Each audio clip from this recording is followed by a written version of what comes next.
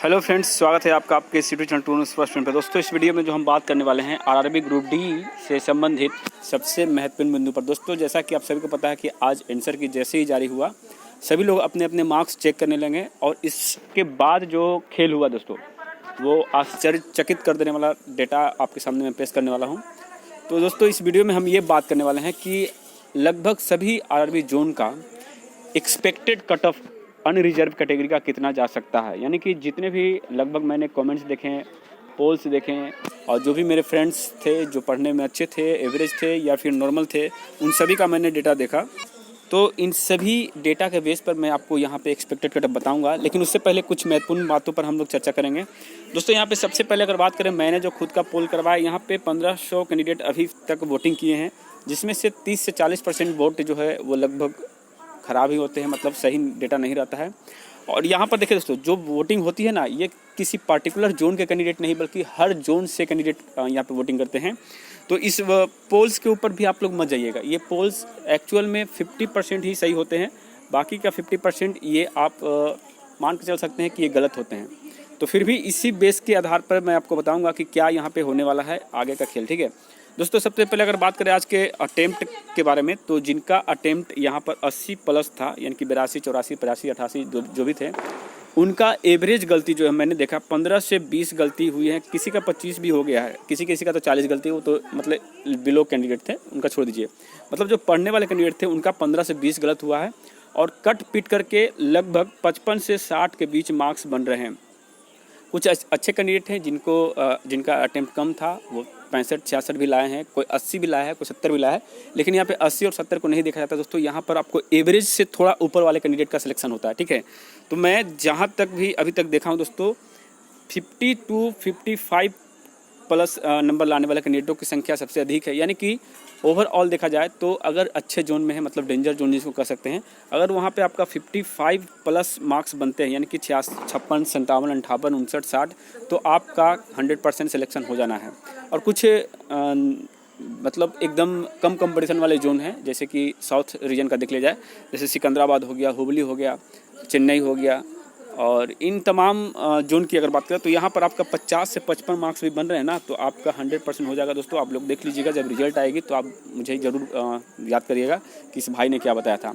तो मेरा जो एक्सपीरियंस बता रहा है कि 50 से 55 वाले लगभग 8 से 10 जोन ऐसे हैं जहाँ पे सेफ जोन माने जाएंगे, और जो थोड़ा टफ जोन है जहाँ पे लगभग हर एक बार कट ऑफ जो है हाई जाता रहा था, यानी लगभग 75 to 80 मार्क्स आते थे नॉर्मलाइज करके, उस जगह उस जोन का जो है कट ऑफ 55 से लेकर के 60 के बीच में बनेगा। 60 से ऊपर किसी भी जोन में नहीं जाएगा दोस्तों। एक बार बता दूँ, 60 से ऊपर रॉ मार्क वाले का 100% सिलेक्शन है, 60 के नीचे ही रहेगा कट ऑफ, 60 से ऊपर किसी भी जोन में नहीं जाना। ये रो मार्क की बात कर रहा हूँ, लेकिन जब आपके ओवरऑल परसेंटाइल बेस पर जब रिजल्ट आएगी ना, तो रिजल्ट में आपको कुछ इस तरह से दिखेगा, 98.7, 95.6, 88.2, इस तरह से 2053, मतलब ये 2 नहीं रहेगा, इसके बाद 4 डिजिट रहेंगे, यानी कि 5 डिजिट रखा जाएगा। तो यहाँ पे परसेंटाइल जो एग्ज होगा, परसेंटाइल में आपके मार्क्स को दिखाया नहीं जाएगा, सिर्फ आपको रो मार्क दिखाए जाएंगे और परसेंटाइल मार्क्स दिखाएगा 99, 98, 97, 95। ठीक है, तो आइए इस डेटा के बारे में जानते हैं। देखो यहाँ पे जो वोटिंग किया गया है, इसमें देखिए सबसे अधिक जो वोटिंग की है वो है 40 से 50 मार्क्स लाने वाले कैंडिडेट की। यहाँ पर देखिए टोटल 30% कैंडिडेट ने जो है 40 से 50 मार्क्स लाए हैं। उसके बाद सेकंड में 50 से 55 19% लोगों ने, यानी कि दोस्तों 50% लोग जो है वो आपका 55 तक ही पहुंच पाए हैं। मतलब पूरे वैकेंसी में जितने भी कैंडिडेट एग्जाम दिए, उस सभी कैंडिडेट का 50% जो कैंडिडेट है वो इस रेंज में आ रहे हैं। अब इसका मतलब ये नहीं है कि 50% ये है तो इनका होगा ही नहीं भाई, ये डिपेंड करता है कि आप किस जोन में बैठे हैं और किस शिफ्ट में बैठे हैं, किस शिफ्ट और उस शिफ्ट में कितने कैंडिडेट आपसे कम नंबर लाए हैं। ठीक है, सबसे ज़्यादा अहमियत वही रखेगा जो आपसे कम नंबर लाए हैं। यानी जिस शिफ्ट में आप बैठे हैं वहाँ पे अगर आपका मार्क्स जो है वो बाकी के कैंडिडेट्स की तुलना में अच्छे हैं, यानी कि आप मान लीजिए हम एक एग्जांपल देते हैं, चलिए 20,000 कैंडिडेट कहीं पे बैठे हैं, जैसे आपके शिफ्ट में टोटल ऑल ओवर इंडिया में 20,000 कैंडिडेट बैठे हैं आपके शिफ्ट में, सिर्फ आपके शिफ्ट में, एक शिफ्ट में, और वहाँ पर आपने जो है 19,000 कैंडिडेट को बाहर कर दिया, यानी कि आप टॉप 1,000 में आ गए हैं, तो आपका रिजल्ट 100% बनेगा। कैसे बनेगा वो मैं आपको दिखाता हूँ। देखिए दोस्तों, यहाँ पर अगर हम बात करें तो आपने कितने को बाहर किया, 19,000 को बाहर कर दिया, यानी कि आप आपके बराबर या आपसे कम नंबर लाने वाले कैंडिडेट की संख्या 19,000 है।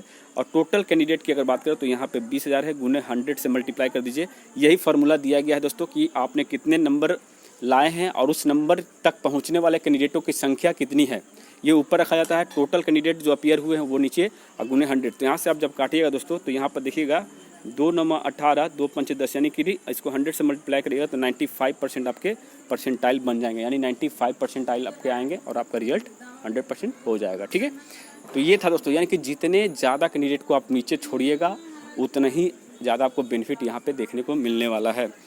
तो यहाँ पे आप देख सकते हैं, देखिए 55 से 60 लाने वाले 16% है, 60 से 70 लाने वाले 21% और 70 प्लस 14%। तो दोस्तों ये किसी एक जोन का नहीं है, कई सारे तमाम जोन्स के कैंडिडेट इसमें जुड़े हुए हैं।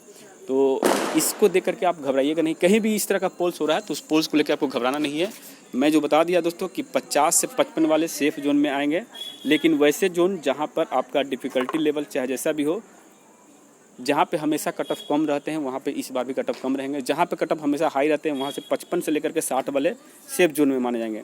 अब दोस्तों आप सब में से बहुत से लोग हमारे बारे में पूछें कि आपका रो मार्क कितना आया, आपने कितना अटेम्प्ट किया, कि आपने एग्ज़ाम दिया या फिर नहीं दिया। दोस्तों मेरे बारे में आप सभी को पता है कि मैं RRB सिकंदराबाद में पहले से ही पोस्टेड हूँ। ठीक है, और इस बार जो एग्ज़ाम दिया था मैं अपने जोन मतलब अपने क्षेत्र से दिया था, जो कि RRB कोलकाता है, ईस्टर्न रेलवे कोलकाता। ठीक है, और मेरे जो अटेम्प्ट थे वो आपका 78 अटेम्प्ट रहा था, यानी कि समझ सकते हैं एवरेज अटेम्प्ट ही है, ज़्यादा अटेम्प्ट मैंने नहीं लिया था क्योंकि पेपर जिस हिसाब से था उस हिसाब से मैंने यहाँ पे अटेम्प्ट दिया। ठीक है, और इस अटेम्प्ट के बाद मेरे जो गलती हुई दोस्तों वो 12 गलती हो चुके हैं। तो 12 गलती का करने का मतलब दोस्तों 12 और प्लस 4 जोड़ दीजिए 12 प्लस 4 16 नंबर जो है मेरे वो गायब हो चुके हैं इसमें से, और 62 मेरे मार्क्स बन रहे हैं। ठीक है, तो आप लोग समझ सकते हैं दोस्तों मेरा रिजल्ट होगा या फिर नहीं होगा। कैटेगरी आप सभी को पता है कि मैं OBC कैटेगरी से बिलोंग करता हूँ।